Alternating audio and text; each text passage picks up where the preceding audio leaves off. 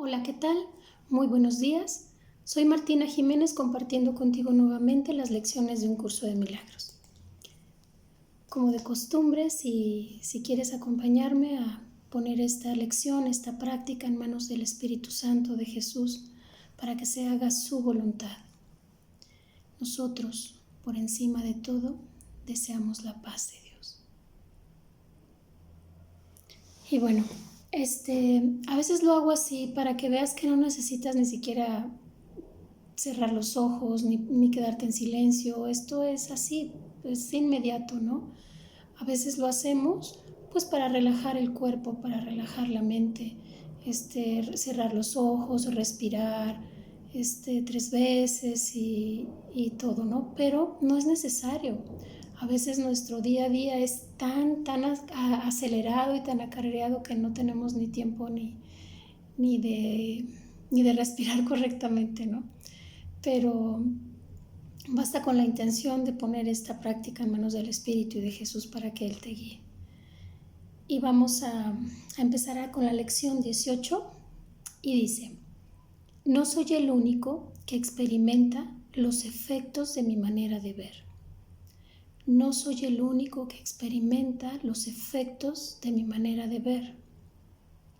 No soy el único que experimenta los efectos de mi manera de ver. La idea de hoy es un paso más en el proceso de aprender que los pensamientos que dan lugar a lo que ves nunca son neutros o irrelevantes. También hace hincapié en la idea a la que posteriormente se le dará cada vez mayor importancia de que las mentes están unidas, porque es una sola mente.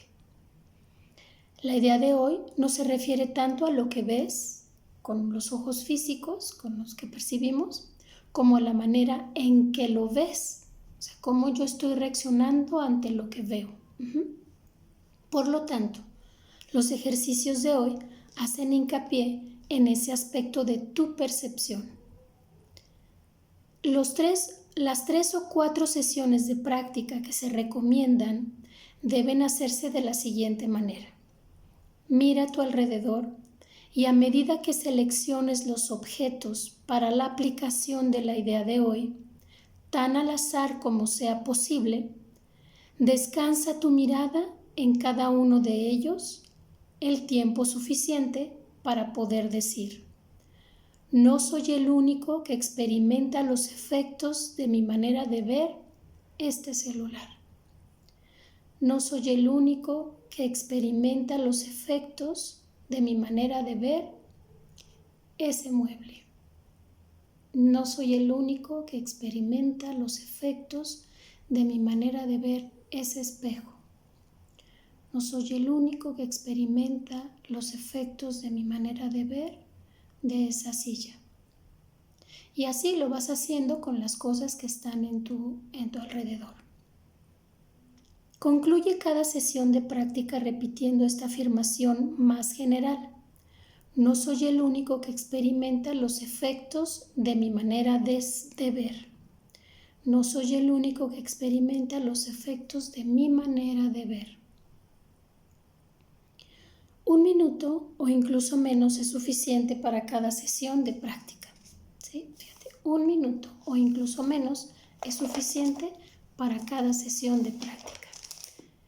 Te repito, no trates de entender la idea, no trates de razonarla, no trates de hallarle el modo, tú hazla.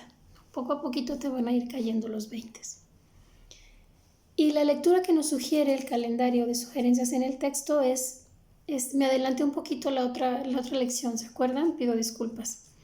Pero ahorita voy a continuar con la parte del texto, capítulo 5, la función del obrador de milagros, en el inciso A, verso 11. Es en la página 29 del texto. El subtítulo es Principios especiales de los obradores de milagros. Repito, un milagro es un cambio en tu manera de pensar, por lo tanto, un cambio en tu manera de sentirte ante lo que ves. Entonces, los obradores de milagros somos aquellos estudiantes que estamos tratando de ver las cosas de otra manera. Esos somos los obradores de milagros. Y dice que hay unos principios especiales. Vamos a ver a qué se refiere.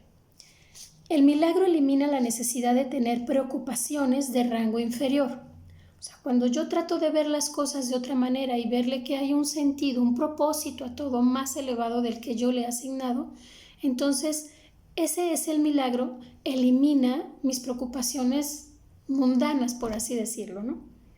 Puesto que es un intervalo de tiempo que está fuera de las coordenadas temporales en las que normalmente operamos. Las consideraciones normales con respecto al tiempo y al espacio no le afectan al milagro. Cuando obres un milagro, dice Jesús, yo haré los arreglos necesarios para que el tiempo y el espacio se ajusten. Qué belleza, ¿no? O sea, Él va a arreglar todo para que ya no tengas necesidad más de aprender eso que ya aprendiste. Cuando aprendes a estar en paz encima de una situación, pues ese es el milagro y ya lo aprendiste, entonces se ajusta el tiempo para que ya no tengas necesidad de pasar más por esas lecciones. Es esencial hacer una clara distinción entre lo que se crea y lo que se fabrica. Toda forma de curación se basa en esta corrección fundamental de percepción de niveles. Nunca confundas la mentalidad recta con la mentalidad errada. Reaccionar ante cualquier clase de error, de cualquier forma que no sea con un deseo de sanar, es una expresión de esa confusión. La mentalidad errada es la mentalidad del ego. La mentalidad recta es la mentalidad del Espíritu Santo. Entonces, cuando yo estoy eligiendo pensar con la mentalidad recta, reacciono ante cualquier clase de error, ya sea el mío o de alguien más, de manera defensiva, ofensiva, al ataque, me lo tomo personal, me defiendo, ataco y demás, ¿no? Entonces, cuando decido pensar o pedir ayuda para ver esto como Dios lo ve, como Jesús lo ve o el Espíritu Santo lo ve, estoy en la mentalidad recta, estoy eligiendo pensar con la mentalidad recta y puedo ver las cosas de otra manera, como una oportunidad para aprender a perdonar. Perdonarme. Y cuando digo me, no me refiero nada más al personaje, me refiero a todo el Hijo de Dios, ¿no? A toda la mente del Hijo de Dios. El milagro es siempre la negación de ese error y la afirmación de la verdad. Solo la mentalidad recta puede corregir de forma que sus efectos sean reales. De hecho, lo que no produce efectos reales en realidad no existe. Acuérdate que real es lo que es eterno, ¿sí? Lo que no produce efectos eternos no existe. De hecho, lo que no produce efectos reales en realidad no existe. Sus efectos, por lo tanto, son nulos. Al no tener contenido sustancial, se presta a ser proyectado. El curso pocas veces habla de proyección, pero se basa mucho en la proyección. Cuando habla de proyección se refiere a que estamos proyectando desde el ego. Cuando se habla de extensión, estamos extendiendo desde el espíritu. Cuando habla de crear, estamos creando desde la mente correcta. Y cuando habla de fabricar, estamos fabricando ilusiones y cosas inexistentes desde el ego. Mira, te voy a compartir una experiencia que tuve hace muchísimos años cuando vivía en Durango. Había una persona que me estaba amenazando y vociferaba y gritaba y decía, porque yo me había atrevido a contradecirlo en algo y se molestó tanto que empezó a amenazarme. Entonces, yo no sé si iba en esa lección o esa lección se me vino de repente. Entonces yo no escuchaba sus amenazas, es como si el tiempo se hubiera detenido porque yo estaba repitiendo la lección de tú no eres eso, o sea, eso que estoy viendo con mis ojos, la lección dice así, tú no eres eso, tú sigues siendo tal como Dios te creó. Tú y yo somos un solo ser unidos a nuestro Creador. Te honro por razón de lo que soy y de lo que es aquel que nos ama cual uno solo. No sé si es exactamente así, literalmente como dice la lección, o yo agregué 2 lecciones, ¿no? Pero eso se me vino a la mente y lo tengo muy presente. Entonces es como si el tiempo se hubiera detenido, veía pura luz en él y empecé a repetir eso lentamente. Tú no eres eso que estoy viendo con mis ojos, ¿no? Tú sigues siendo tal como Dios te creó. Tú y yo somos un solo ser unidos a nuestro Creador. Te honro por razón de lo que soy, o sea, soy el Hijo de Dios y tú también. Y de aquel que nos ama cual uno solo. O sea, si Dios nos ama porque somos uno, ¿yo por qué te voy a odiar? Porque lo que mis sentidos ven es falso. O sea, ese miedo, esa amenaza, esa sensación de haber sido, no sé, no se me ocurre nada, pero digo, me estaba amenazando esta persona porque yo estaba defendiendo mis derechos, ¿no? Como ser humano, si tú quieres, en el mundo del César, estaba defendiendo mis derechos de manera contundente y pues esta persona se vio atacada, se sintió atacada y empezó a vociferar y amenazar y todo. Entonces, yo no le di importancia a sus palabras y créeme que no me dio miedo que fuera a cumplir su amenaza. Yo estaba haciendo la lección sin esperar que no cumpliera la amenaza, sin esperar que se calmara, sin nada de nada. Yo me desapegué del resultado. Yo lo que quería es estar en paz por encima de todo y tratar de ver las cosas reales, ¿no? Y en ese instante tuve un atisbo, o sea, pude verlo a él como pura luz. O sea, y dejé de escuchar, de verdad, era como si no estuviera hablando. Y ya, así pasó. Pasa el tiempo y jamás cumplió sus amenazas. Entonces, y no se volvió a hablar del tema. Y independientemente de lo que hubiera ocurrido, sí, eso es irrelevante, si hubiera cumplido sus amenazas, si hubiera... O sea, lo importante es que yo pude en ese instante, en ese momento, estar en paz y pedir ayuda para ver las cosas de otra manera, ¿no? Cuando uno hace las lecciones en el momento preciso, es estar pidiendo ayuda al Espíritu Santo, a Jesús, ¿no? Tú recuerdas una idea, un concepto de verdad del curso y en ese momento se te brinda la ayuda. Entonces, porque estás eligiendo ver las cosas de otra manera. Ese es el milagro. Entonces, por eso te repito el verso 4 y 14 dice, el milagro es siempre la negación de ese error y la afirmación de la verdad. Solo la mentalidad recta puede corregir de forma que sus efectos sean reales. De hecho, lo que no produce efectos reales en realidad no existe. Sus efectos, por lo tanto, son nulos. Al no tener contenido sustancial, se presta a ser proyectado. El poder del milagro para ajustar niveles genera la percepción correcta que da lugar a la curación. Se cura en mí el pensamiento de miedo, de ataque. Hasta que eso no ocurra, será imposible entender lo que es la curación. El perdón es un gesto vacío a menos que conlleve corrección. Sin ella, lo que hace es básicamente juzgar en vez de sanar. Por decir, sí, él me amenazó, me dijo cosas muy feas, pero pues yo como voy en la lección 1000 de Curso de Milagros, pues lo perdono, ¿no? Ese sería desde el ego. Entonces, ese sería un perdón para destruir. Y también sería, como dice aquí, un perdón como gesto vacío. Ahora, ¿a qué se refiere si no lleva corrección? Dice, el perdón es un gesto vacío a menos que conlleve corrección. Corregiré en mi mente, ¿sí?, la percepción errónea, lo que yo estoy queriendo ver. Nos hablaban aquí antes de que el milagro elimina la necesidad de tener preocupaciones de rango inferior, puesto que es un intervalo de tiempo en que está fuera de las coordenadas temporales en las que normalmente operamos. Las consideraciones normales con respecto al tiempo y al espacio no le afectan. Cuando obres un milagro, yo haré los arreglos necesarios para que el tiempo y el espacio se ajusten a él. O sea, Jesús está siempre detrás de nosotros por si fracasamos en el intento, que realmente no fracasamos, todos son ensayos, ¿no? Pero toda curación se basa en esta corrección fundamental, la percepción.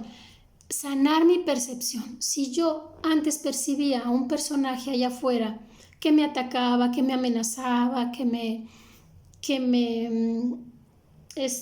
daba miedo, que me sentía agredida, entonces trato de percibirlo ahora como el Hijo de Dios que es y me voy por encima del campo de batalla, no trato de ver más allá por encima del campo de batalla.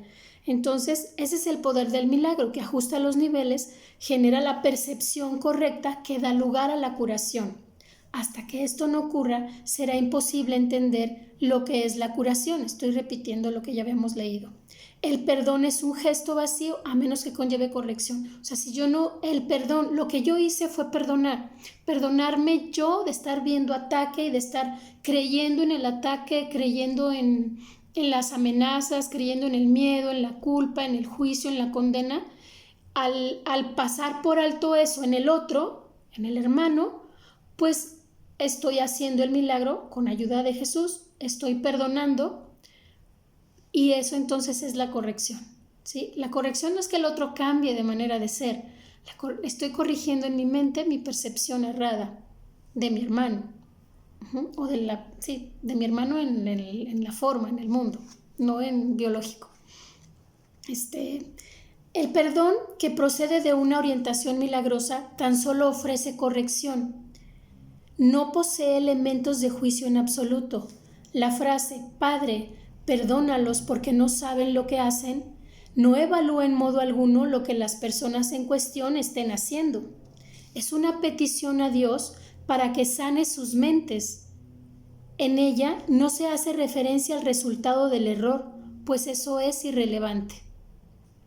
Ay, perdónalos porque están haciendo esto y esto y aquello, y mira nomás lo que me están haciendo. No saben lo que hacen, son inocentes. El precepto sed de un mismo sentir es la aseveración que exhorta a todos a que estén listos para la revelación. Mi ruego, haced esto en memoria mía, es una petición a los obradores de milagros para que colaboren conmigo. Estas dos aseveraciones no pertenecen a un mismo orden de realidad. Solo la última entraña una conciencia de tiempo, ya que recordar es traer el pasado al presente. El tiempo está bajo mi control, pero la eternidad le pertenece a Dios. En el tiempo existimos unos con otros y unos para otros. En la eternidad coexistimos con Dios solamente. Puedes hacer mucho en favor de tu propia curación y la de los demás si en situaciones en las que se requiere de tu ayuda piensas de la siguiente manera. Yo a todos mis estudiantes se las dejo de tarea. Yo me la aprendí porque en su momento y fue muy útil, sigue siendo útil. Cuando te aceche el miedo, cuando te gane la duda, cuando no sepas qué hacer, recuerda esto. Estoy aquí únicamente para ser útil. Estoy aquí en representación de aquel que me envió. No tengo que preocuparme por lo que debo decir ni por lo que debo hacer, pues aquel que me envió me guiará. Me siento satisfecho de estar donde quiera que Él desee, pues sé que Él estará ahí conmigo. Sanaré a medida que le permita enseñarme a sanar. Amén. Sanar la mente, acuérdate, que es la única que se enferma. Y el cuerpo, bueno, pues es un reflejo de la mente. Pero, ¿cómo ves? Esta oración viene en la página 30 del texto en el capítulo 2. Es como para tenerla de referencia, ¿no? Da mucha paz, da mucha tranquilidad. Fíjate, no tengo que preocuparme por lo que debo decir ni por lo que debo hacer. Esta de hecho es mi oración favorita cuando voy a compartir el curso de milagros. Sí, no tengo que preocuparme por lo que debo decir ni por lo que debo hacer. Pues aquel que me envió me guiará. Y aquel está con mayúscula porque es Dios. Te dejo un gran abrazo, 1000 bendiciones. Hasta mañana.